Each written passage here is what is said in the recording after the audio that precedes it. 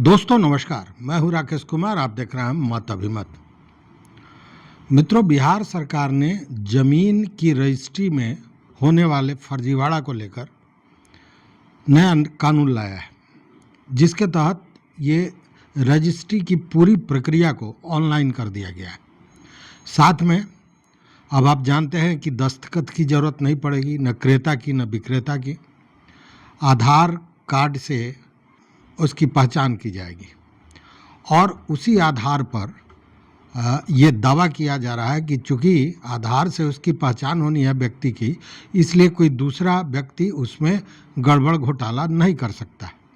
यह दावा है, लेकिन इतना बड़ा फर्जीवाड़ा सामने आया है कि लगता है कि यह जो तकनीक अपनाया गया है, इसमें कोई एक बड़ा सुराख जरूर है। और आप जानते हैं कि जब कानून बनता है और उसमें कोई एक लेकुना, कोई एक छेद रह जाता है, उसी का लाभ उठाकर जो फर्जीवाड़ा करने वाले लोग हैं उसका लाभ लेते हैं। और ऐसा एक बहुत बड़ा मामला आया है जो आप सुनेंगे तो आपको लगेगा कि सरकार का जो ये दावा है कि इससे फर्जीवाड़ा रुकेगा, इसमें कहीं ना कहीं एक छेद, एक सुराख नज़र आता है। देखिए, लगभग हर जगह इसी तरह की व्यवस्था हो रही है। मध्य प्रदेश में भी एक पोर्टल लाया गया है जिसका नाम है संपदा 20O। संपदा 20O जो पोर्टल है, इस पोर्टल को अप्रैल माह में 1 महीने पहले ही मध्य प्रदेश में लागू किया गया और कमोबेश तकनीक वही है, सिस्टम वही है जो बिहार में है। मतलब वहाँ भी इसको पारदर्शी बनाने के लिए और फर्जीवाड़े को रोकने के लिए यह सिस्टम लाया गया, संपदा 2.0 पोर्टल। इस पोर्टल पर भी सारे कागजातों के अलावे आधार कार्ड डालना है और आधार कार्ड के द्वारा ही UID से उस व्यक्ति की सत्यापन होनी है और उसके बाद तब रजिस्ट्री का कार्य होता है।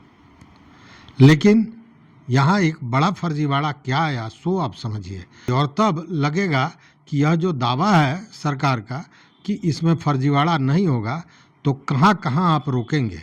वो कहावत है, तू डाल डाल मैं पात पात। कानून बन जाते हैं, लेकिन कानून बनने के साथ ही उससे कैसे निकला जाए, उससे कानून के सुराग को कैसे पकड़ें और उससे फिर कैसे फर्जीवाड़ा करें, इसमें जो ऐसे लोग होते हैं, जो माफिया टाइप लोग होते हैं, वो इसमें लग जाते हैं। ऐसा ही मामला हुआ और यह मामला था MP के अशोकनगर ज़िले का, मध्य प्रदेश का अशोकनगर ज़िला और यहाँ के सागर अथाई गांव का। देखिए, यहाँ एक व्यक्ति ने लगभग 41 बीघा ज़मीन बेच दिया फर्जी ढंग से। मतलब ज़मीन उसकी नहीं, लेकिन उसने ज़मीन बेच दिया 41 बीघा। देखिए मामला क्या है, इसको पूरी तरह समझिए।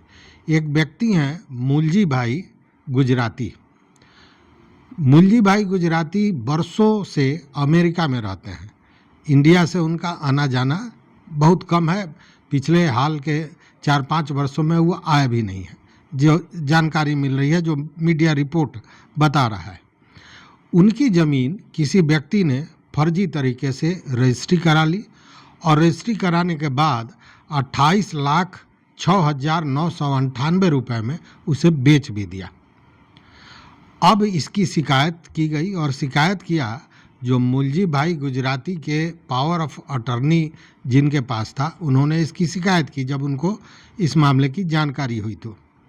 और जब शिकायत की तो जांच हुआ तो इस प्रक्रिया में ये देखा गया कि विक्रेता ने, जो फर्जी रूप से जिसने बेचा था, उसका उम्र, उसका फ़ोटो, उसका पता, वह सब कुछ अलग है जो उसके मूल मालिक थे। मतलब मूलजी भाई गुजराती के फ़ोटो, उम्र, पता, सारी चीज़ों से अलग चीज़ दिया गया था।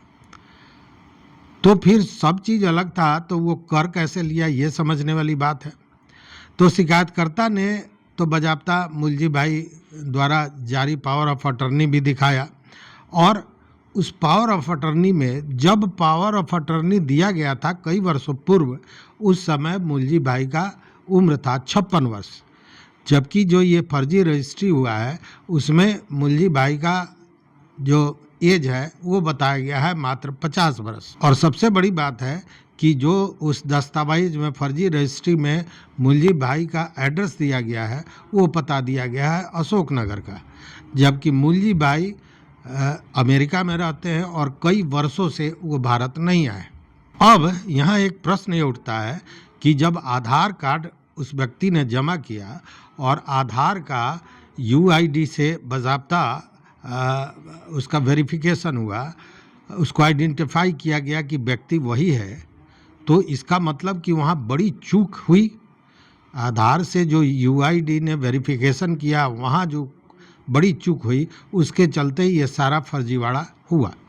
इसको लेकर जो वहाँ के रजिस्ट्रार हैं शैलेश कुमार चौहान, उनका कहना है कि यह तो पूरा जांच का विषय है और ये पोर्टल फर्जीवाड़ा रोकने के लिए तैयार किया गया था और उम्मीद थी कि इससे फर्जीवाड़ा रुकेगा, लेकिन कहीं न कहीं इसमें बड़ी खामी नज़र आती है।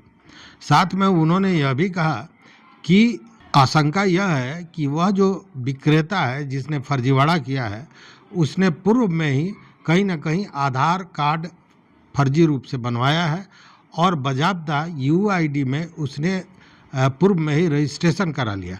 इसीलिए जब आधार कार्ड से वेरिफिकेशन हुआ तो उसको वेरीफाई कर दिया गया, यूआईडी ने उसे सत्यापित किया और इसी आधार पर उसका रजिस्ट्री हो गया। तो कहने का मतलब यह है कि जो ये तमाम दावे किए जा रहे हैं कि ये जो नया सिस्टम आया है ऑनलाइन रजिस्ट्री का, इसमें फर्जीवाड़ा नहीं होगा।